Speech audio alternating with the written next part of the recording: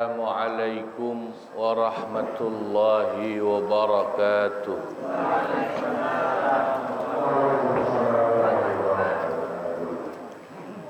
Al-Fatihah. A'udzu billahi minasyaitonir rajim. Bismillahirrahmanirrahim. Alhamdulillahi rabbil alamin. Arrahmanir rahim. Maliki yaumiddin.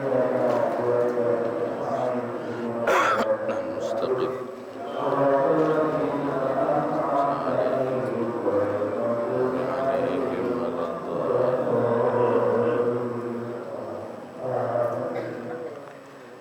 Bismillahirrahmanirrahim.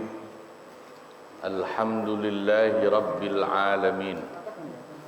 Wassalatu wassalamu ala asyrafil anbiya wal mursalin.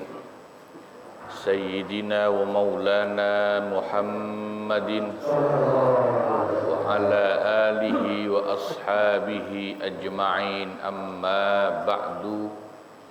Hadaratil muhtaramin wal muhtaramat, para asatidzah dan para guru, para sesepuh yang saya muliakan, wabil khusus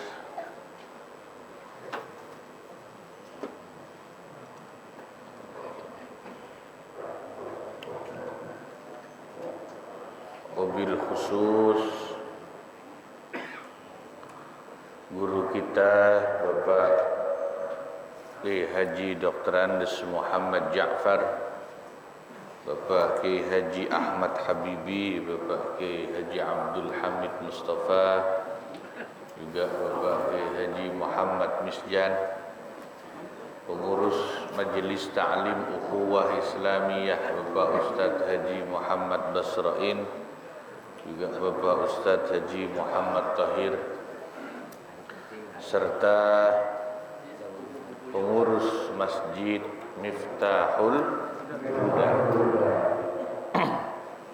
bapak-bapak, ibu-ibu, jamaah ukhuwah Islamiyah yang dimuliakan dan dirahmati Allah. Semoga semua diberikan sehat walafiat, panjang umur, tambah barokah dan istiqamah. Alhamdulillah, pada kesempatan pagi hari ini kita kembali hadir untuk ngaji rutin, giliran di Masjid Miftahul Huda. Mari kita buka kembali kitab Fathul Mu'in halaman 74 ya, yang bawah. Bismillahirrahmanirrahim. Wala salimatan min hirafin dani'atin. Wanita yang tidak tersentuh pekerjaan yang dianggap rendah. Wahia madallat mulabasatuhu ala hitatil muru'ah. Apa sih pekerjaan-pekerjaan yang dianggap rendah itu? Yaitu pekerjaan yang kalau dipegang bisa membuat muru'ahnya turun, kehormatannya turun. Ghairuha itu tidak sekufu, tidak sebanding dengan laki-laki yang pekerjaannya dianggap rendah. Fala yukafi'u man huwa abuhu hajjamun, maka lelaki yang ayahnya dia itu pekerjaannya adalah tukang bekam disebut hajjam, tukang bekam. Au kannasun, atau tukang sapu. Au ra'in, atau tukang menggembala. Itu ar-ra'i ya. Itu tidak dianggap setingkat sekufu binta khayyatin dengan wanita anak tukang jahit. Tukang jahit bahasa Arabnya khayyat. Kalau bahasa Pandeglangnya tailor. Tukang jahit itu ya. Memang di zaman Nabi itu tukang bekam, hajjam, tukang menggembala, tukang angon ya. Ra'i itu dianggap pekerjaan yang stratanya rendah. Wala huwa binta tajirin, dan juga dianggap tidak sebanding dengan wanita putri pedagang. Tajir bahasa Arabnya. Ya, maka orang kita bilang, wah tajir ente, itu dari bahasa Arab, pedagang. Wa huwa man yajlibul badha'i'a min ghairi taqyidin bi jinsin. Pedagang itu yaitu pedagang apa saja tanpa terbatas pada satu jenis dagangan. Di zaman Nabi, pedagang itu profesi yang dianggap tinggi. Ya. Karena memang rata-rata zaman Nabi itu orang pekerjaan utamanya kalau tidak penggembala, dia petani, ya, kurma, tani anggur.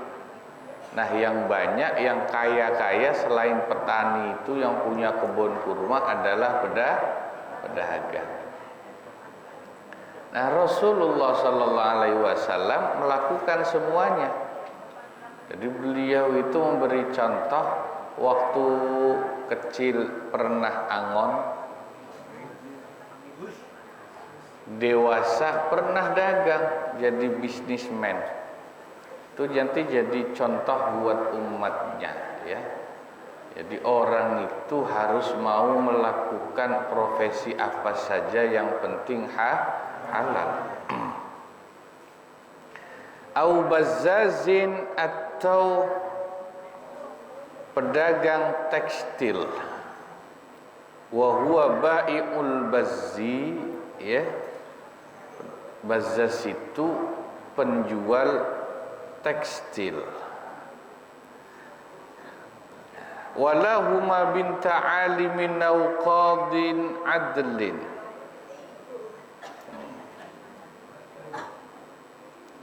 Tapi laki-laki anak pedagang atau anak tukang tekstil itu dianggap masih belum sekufu, sebanding dengan wanita putrinya orang alim atau putrinya qadhi yang adil, hakim qadhi itu. Ya.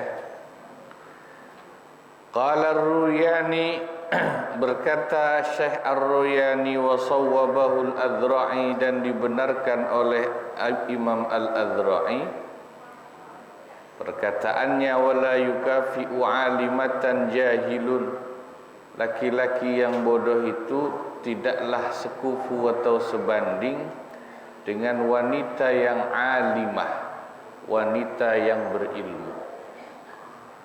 Khilafan lirrawdah, tetapi pendapat ini berbeda dengan apa yang ada di kitab Ar-Rawdah. Berarti kalau begitu memang ilmu itu menjadi standar tinggi derajat seseorang.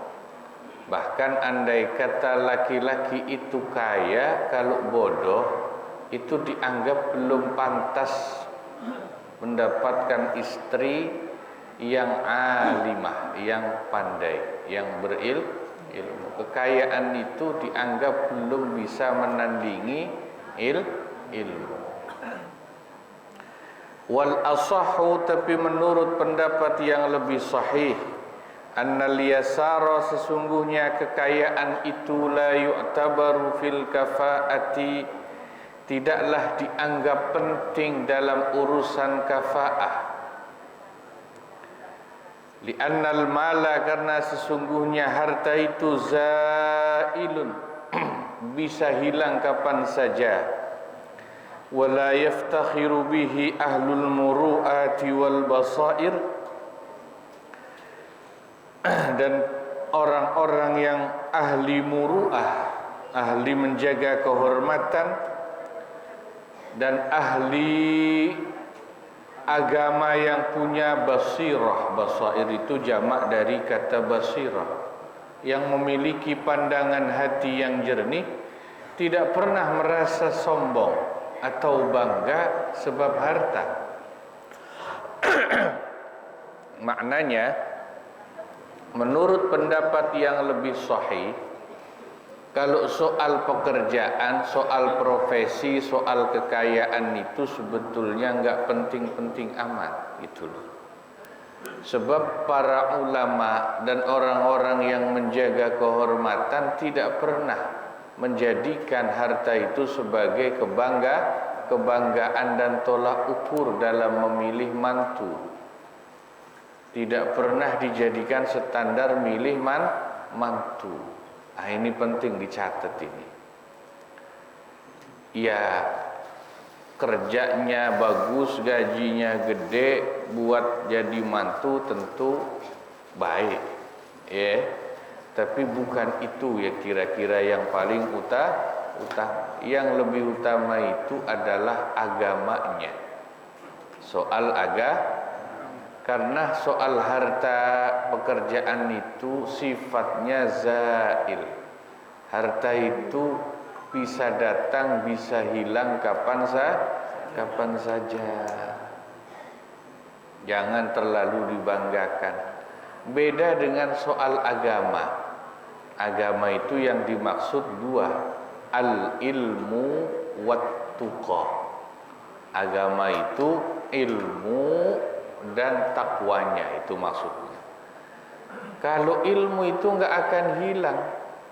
Ilmu itu kalau sudah dimiliki enggak akan hilang.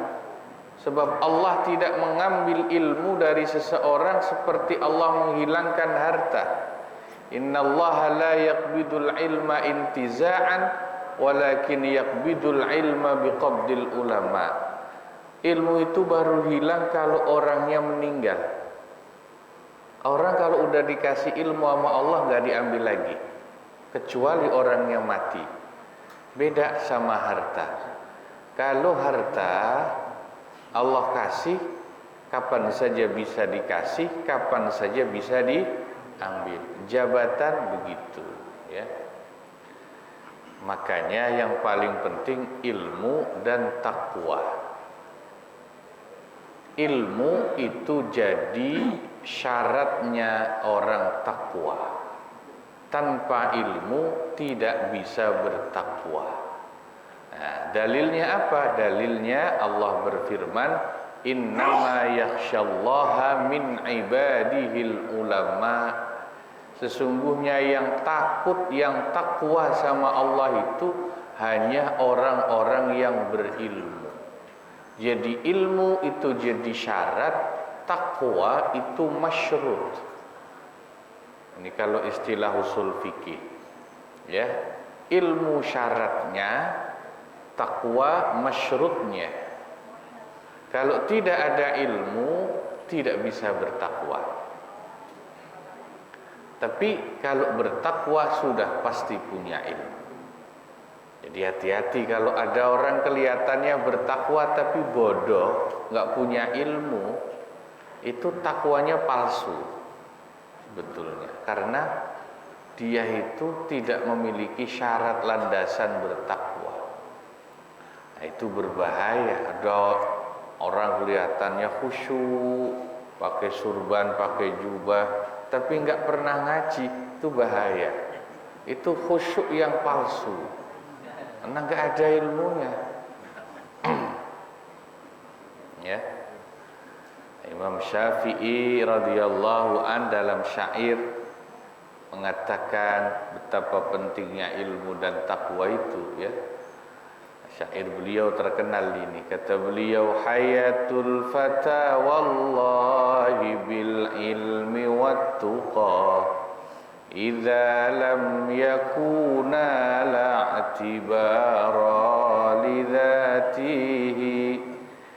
Demi Allah, hidupnya seorang pemuda, seorang laki-laki, ya, anak muda itu demi Allah hidupnya baru berarti bil ilmi wat tuqa, kalau punya ilmu dan punya takwa.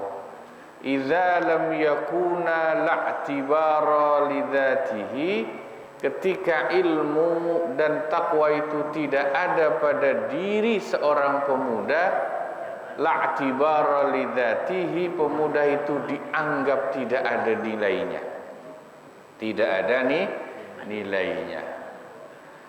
Wa man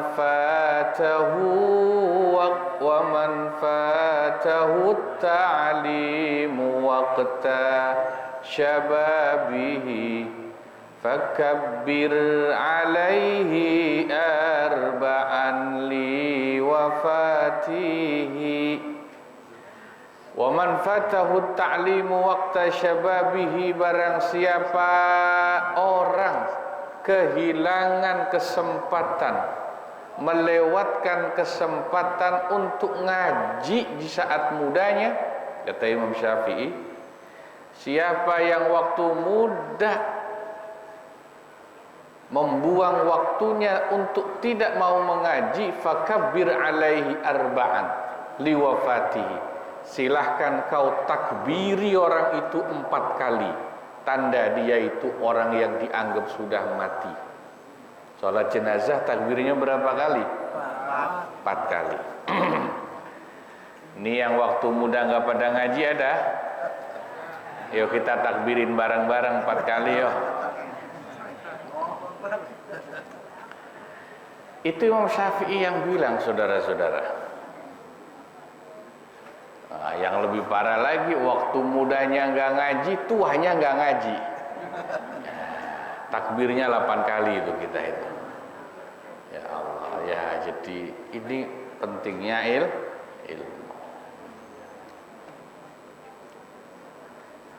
Wa man lam yadhuq murrat ta'allumi sa'atan tajarra'a dhullal jahli tula hayatihi. Wa man lam yadhuq, siapa yang tidak mau merasakan murrat ta'allumi sa'atan, perihnya, capeknya ngaji sebentar saja, nggak mau merasakan susahnya perjuangannya nyari ilmu waktu hidup meskipun sebentar, hujan-hujan ngaji, ya emang begitu, panas-panas ngaji, ngantuk-ngantuk, capek-capek, lapar-lapar, tahu kuah mak, kalau kuah nggak ada istilah ngaji lapar, nggak ada. Insya Allah nggak ada istilah, ya udah cukup semua ya ini ya. Kalau masih ada yang lapar bilang aja sama panitianya udah. Itu orang kalau waktu mudanya nggak mau ngerasain perihnya nyari ilmu, tajarra'a dhullal jahli tula hayatihi, akan merasakan hinanya kebodohan yang dia miliki sepanjang hidupnya.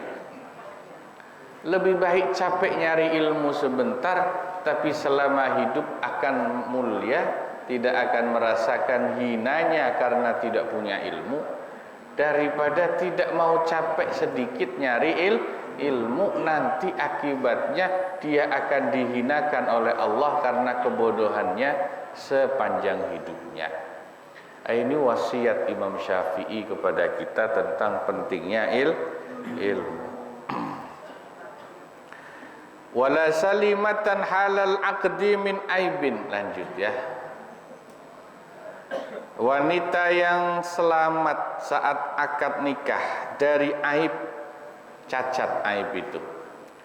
Muthbitin li khiyari nikahin, yang aib itu bisa menyebabkan adanya hak khiyar nikah. Khiyar nikah itu mirip kayak jual beli, Jual beli itu kan ada hak khiyar ya. Kalau barang itu cacat, pembeli boleh memulangkan atau membatalkan jual beli, ya kan? Itu namanya hak khiyar dalam jual beli. Nikah itu ada ternyata, Pak. Kalau ternyata perempuan yang dinikahi itu ada cacat bawaan, li jahilin bihi halatahu, yang tidak diketahui oleh suaminya akan cacat bawaan itu, tapi cacatnya itu cacat yang fatal, itu suami bisa retur. Nah kalau jual beli kan retur namanya ya, dipulangin itu istri. Wah nggak taunya begini istri saya, pulangin nggak jadi gitu. Contohnya cacat bawaan yang bisa menyebabkan hak khiyar itu kajununin, seperti penyakit gila. Ya nggak waras lah, stres gitu. Walau mutaqatti'an, meskipun gilanya itu terputus-putus. Maksudnya terputus-putus itu kadang-kadang kumat, kadang-kadang enggak gitu. Wa in qalla, dan meskipun kadar junun atau gilanya itu sedikit. Apa definisi junun? Wa huwa maradun yazulu bihi syu'ura minal qalbi, yaitu satu penyakit yang dengan penyakit itu menghilangkan adanya kesadaran dari dalam jiwa orang yang mengidapnya. Itu disebut junun. Ya. Kadang-kadang kalau lagi kumat nggak sadar, nasi satu panci dihabisin sendiri. Misalnya ini, meskipun itu ya itu kadarnya kecil gitu, nggak parah-parah amat ya. Kan ada yang agak parah ya, kalau yang parah kan mungkin sampai telanjang jalan kemana-mana gitu ya kan gilanya ya. Ini sih nggak parah Pak gilanya, cuman kalau lagi kumat yang ada di meja dimakan semua, dihabisin, nggak sadar. Ntar habis ngabisin bilangnya belum makan misalnya, wah itu penyakit juga itu. Wa judzamin, dan juga contohnya penyakit judzam, mustahkamin, yang sudah dianggap menetap. Apa judzam itu? Wa hiya illatun yahmarru minhal udwu, yaitu penyakit yang karena penyakit itu anggota tubuh itu menjadi kemerah-merahan, thumma yaswaddu, lalu menghitam, thumma yataqatta'u, kemudian anggota badan bisa putus, lepas. Itu judzam. Wa barasin, dan penyakit baros, kusta. Ya, judzam biasa diterjemahkan lepra. Mustahkamin, yang juga sudah menetap. Apa baros itu? Wa huwa bayadun syadidun yudhibu damawiyatal jildi wa in qalla.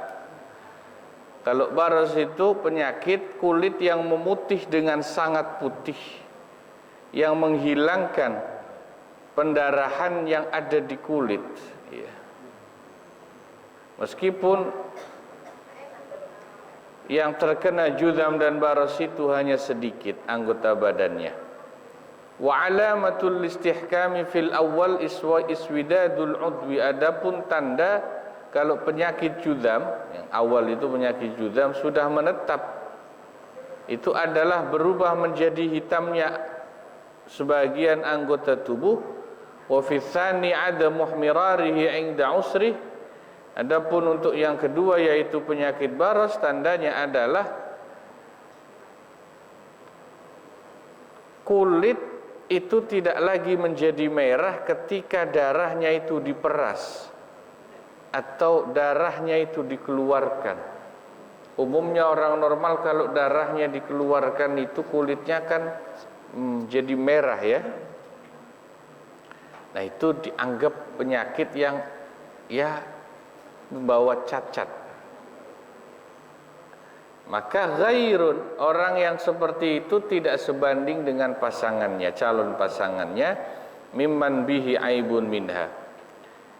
Kenapa? Li'anna nafsa, karena sesungguhnya jiwa seseorang itu atau seseorang itu ta'afu suhbataman bihi dzalik, biasanya akan merasa jijik kalau bercampur bergaul dengan orang yang berpenyakit seperti itu. Maka itu nanti menjadi aibun nikah.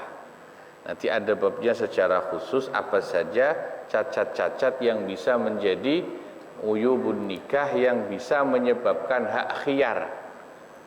Ya tadi retur. Maksudnya itu ya membatalkan pernikahan gitu. Walau kana biha aibun aidan fala kafa'ata wa in ittafaqa kana ma biha aqbaha. Apabila sang wanitanya juga terkena penyakit tersebut, maka tetap juga tidak dianggap seimbang dengan laki-laki yang terkena penyakit tersebut, sekalipun kadar penyakitnya sama atau mungkin lebih parah wanitanya. Ammal uyubul lati la tuthbitul khiyar. Adapun kecacatan-kecacatan lain yang tidak menyebabkan adanya hak khiyar, hak untuk meretur atau membatalkan nikah, fala tu'athir, maka itu dianggap tidak berpengaruh pada pernikahan. Kal ama, seperti buta. Buta itu malah dianggap enggak parah. Waqat at-tarfi, ada anggota badannya yang putus, misalnya dulu kecelakaan, itu dianggap bukan cacat yang membatalkan nikah.